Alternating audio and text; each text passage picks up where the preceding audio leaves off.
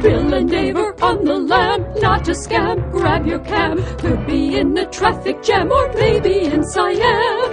Bill and Dave are hiding out, what's their route? Won't give out, searching Brussels for a sprout. They rarely mill a boat. Bill and Dave are on the lam, on a tram in Rotterdam. Don't you forward them, you spam, they're clearly on the lam.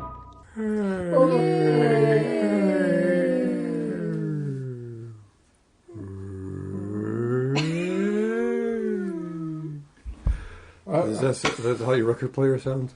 Not quite that. It's very weird. It's like, okay.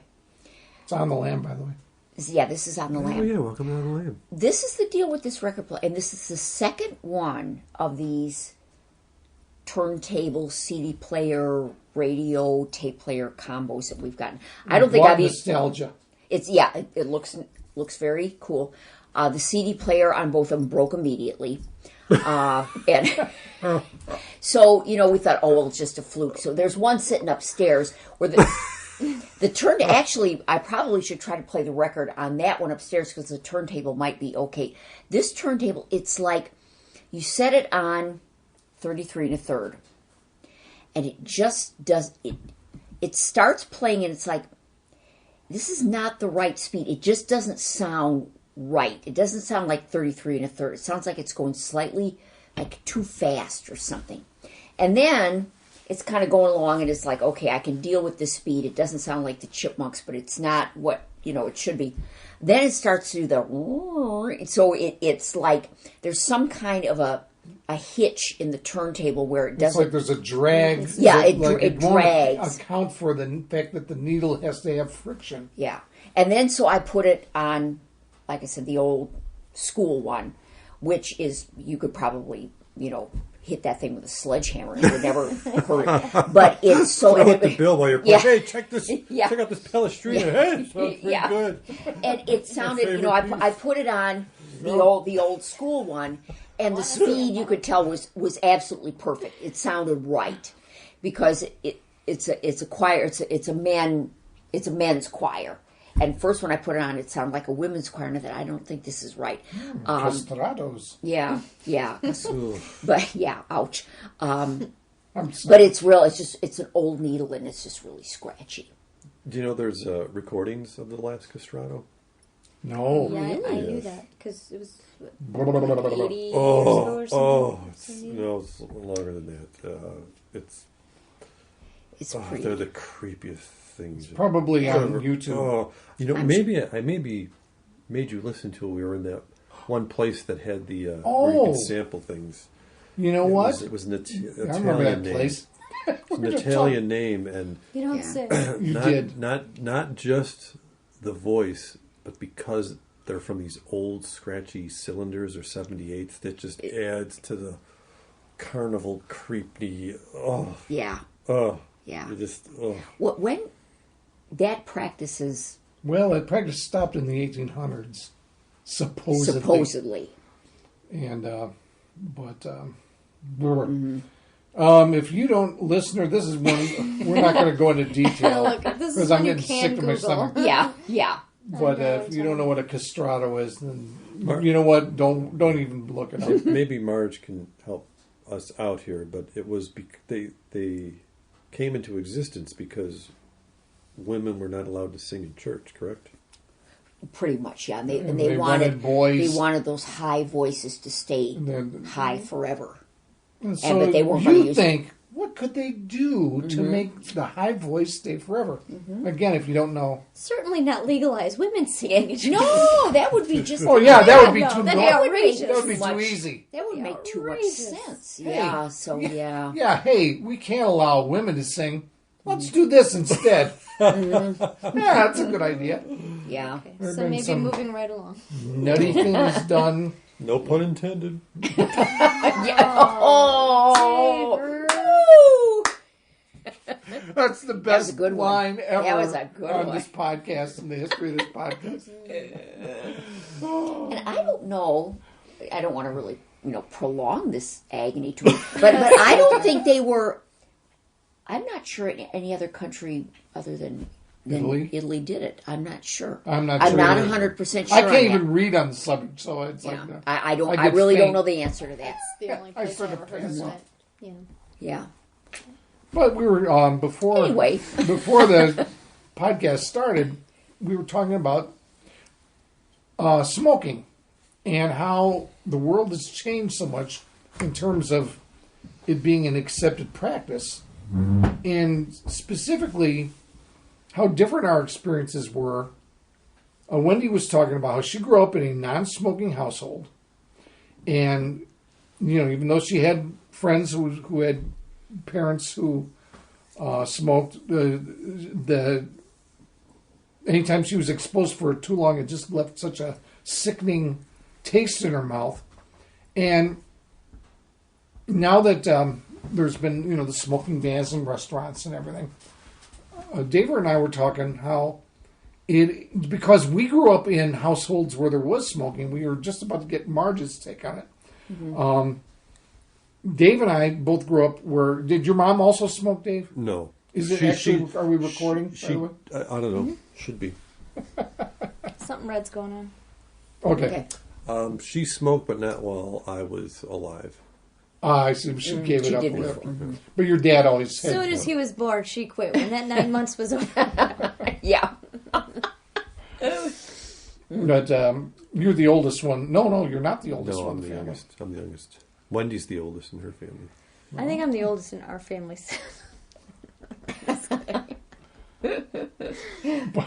But we're saying how, like, the smell of smoke, if you get a whiff of it, it's nostalgic because we grew up with it. For Bill and I, it is. For Bill and I. Yeah. For Bill and I.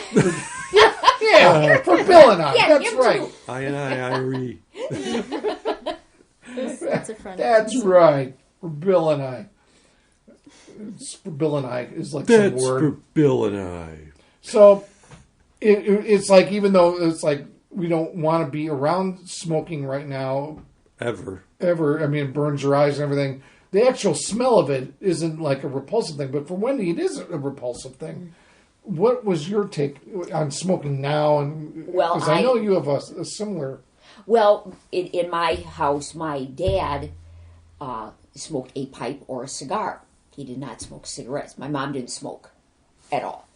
And I grew up with the smell of smoke in the house, but it was never cigarette smoke. Is that sweeter pipe smoke? It was a pipe smoke. And it's interesting. I don't, the smell of cigarette smoke, I can not stand it. Mm-hmm.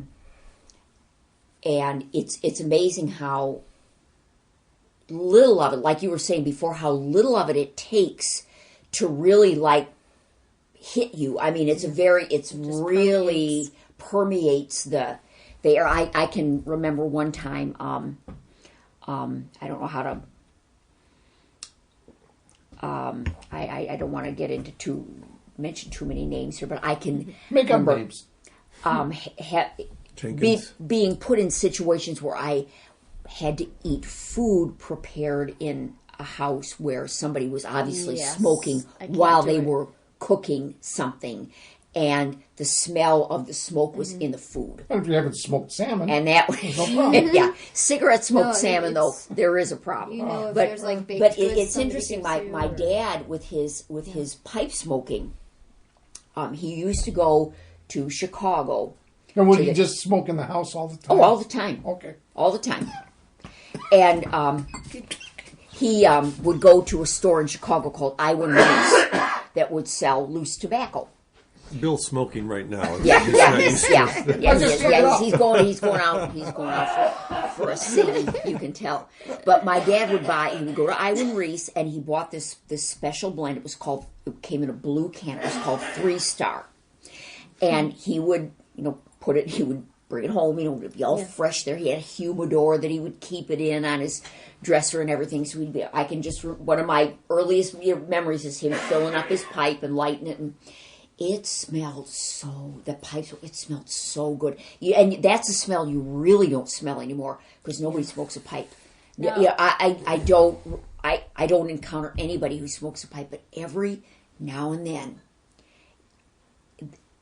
I'll walk into or I'll encounter that scent, and I'll think, who is smoking 3-star? And my dad will just come.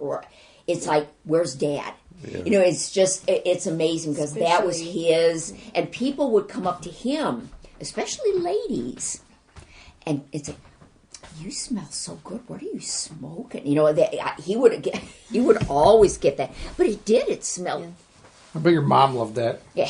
Pipe smoke. If it's Yeah. outside, I can tolerate that. Cigars make me instantly sick. Like Yeah, it's like a nail going Yeah. right through my head. I It just hurts. had, okay, I really won't mention any names, but I had an uncle. I suppose I could mention his name because everybody is. Yeah, we talked about Everybody's- Michael Jim and his Yeah, friends everybody's like dead. that. You know, those, He's dead and everybody's dead. But no he, disrespect meant to these Yeah, oldies, yeah. but you know, my if uncle, you're on your way out, you know, you're gonna. if any of my cousins are listening to this, you know exactly. My uncle Raleigh, who was married to my grandma's sister. Yeah, there's nobody that's gonna be offended. by this story. Everybody's long gone, and he was a chain smoker of cigars, and so he used to visit. Actually, this very undisclosed location, and whenever we would come over, and Uncle Raleigh was in the house, you open the door.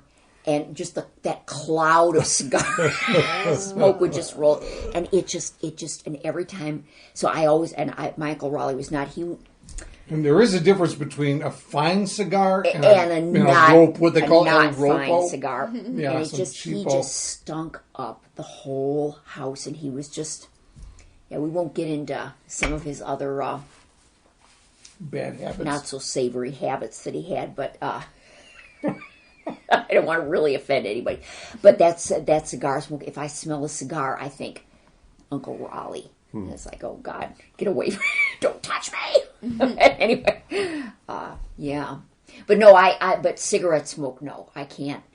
And if I'm around it at all, if I smell it, it's like goes right It's like down my scraping throat. down. Yeah, because you're Yeah. a singer too. I mean, it just dries you up. You like you have. Oh yeah, I can't. Yeah, Like I was just telling them before you came in the room that when Dan first started doing the at the improv shows at the yeah. Improv Oh, my Olympic, God, that was yeah. just before the smoking ban, and that would be just a It layer of was smoke. horrible.